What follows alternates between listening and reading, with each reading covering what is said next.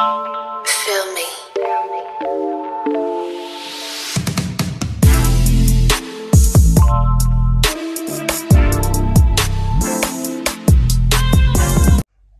Hi guys! Welcome back to my channel. So ngayon, lunch break natin. Katatapos ko lang kumain. Kape tayo guys. Flex ko lang yung bago kong cup and saucer. Ayan, kulay pink. Sarap. Kulay pink yung loob. Tapos kulay pink din siya. So maganda siya guys. Kasi may in-order akong plain. Ito siya guys. Binuksan ko na siya. Ayan. Cup and saucer din yan siya guys. Ayan. 4 na peraso.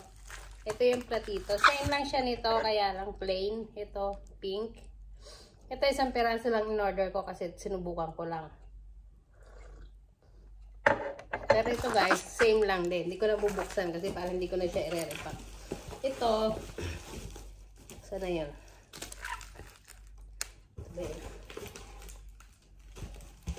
Ito.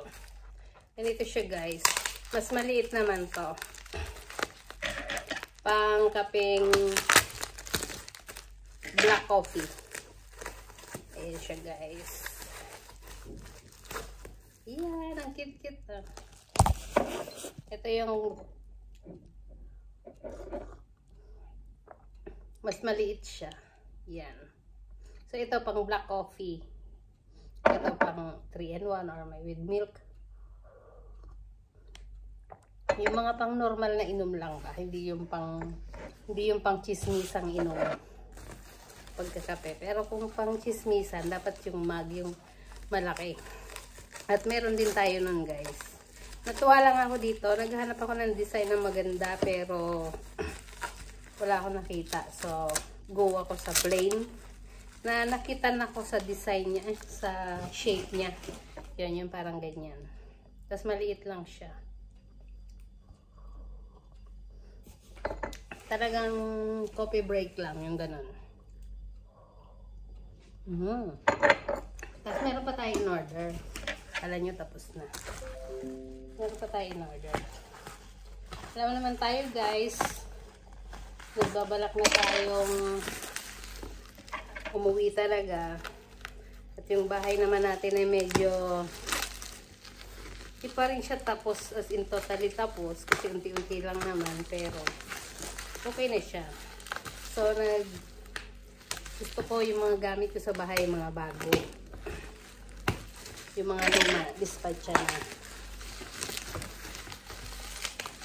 Saka alam nyo na. Actually, meron naman na. Pag may nakita lang ako yung mga kulang-kulang kasi gusto ko mag-bake.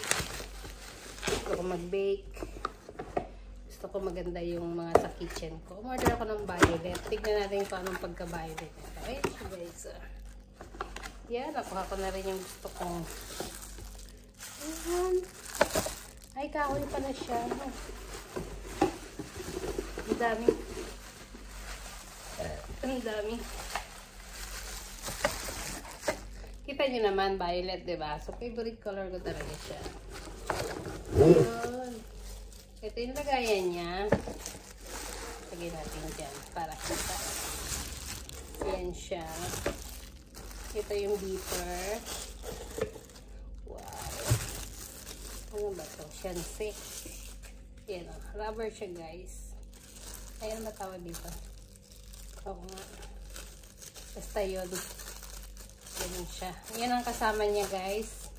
In-order ko lang siya online. Yan. Ito. Kasi gusto ko mag-bake. Ito pang spaghetti. Pang pasta.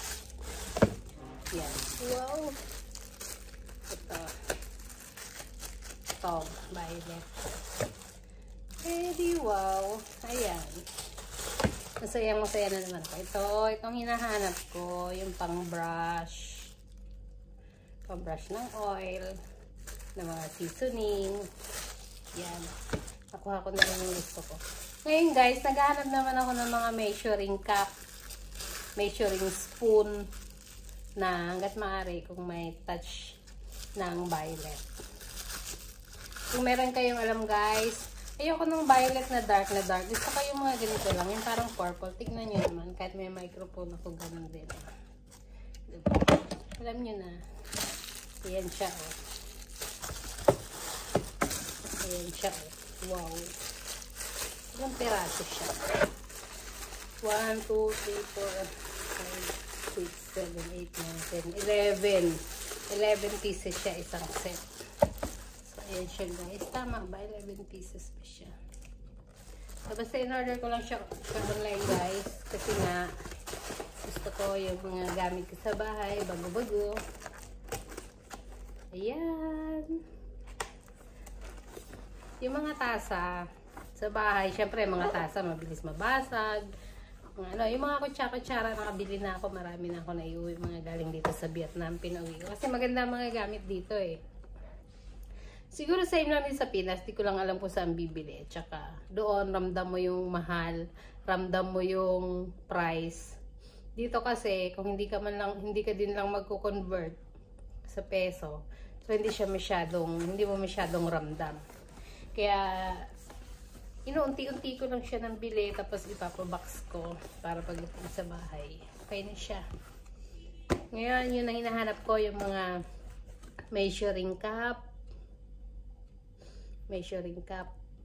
measuring spoon, yung mga ganon. Tsaka yung pod processor, yung machine na naghahalo ng pag nagbe-bake. Yun. Kasi magta-try ako ng ganon, magbe-bake. Tapos yung mga molds. Gusto kong gumawa ng cake kasi daw marunong. Ayun guys, baka meron kayong mga alam na bilihan or store or na pwede kong mabilihan. Paki-comment lang below. Yung merong mga, alam nyo na, touch of violet, touch of purple, yung mga ganon. Kasi ang bahay namin ay medyo white lang siya. White. Kasi nga, gusto ko siya lagyan ng mga gamit na mga ganon. Gamit na may violet. Para hindi naman siya madilim. So, doon tayo sa mapusyaw pa rin. So, yun lang guys. See you sa next kong mga mabibili pa. Kasi talaga magbibili na ako ng mga gamit-gamit sa bahay, pang kusina. Kasi halos naman lahat ng mga gadgets meron na. So, nag-unti-unti lang tayo kasi hindi naman natin kaya ng biglaan. At syempre, maraming mga expenses.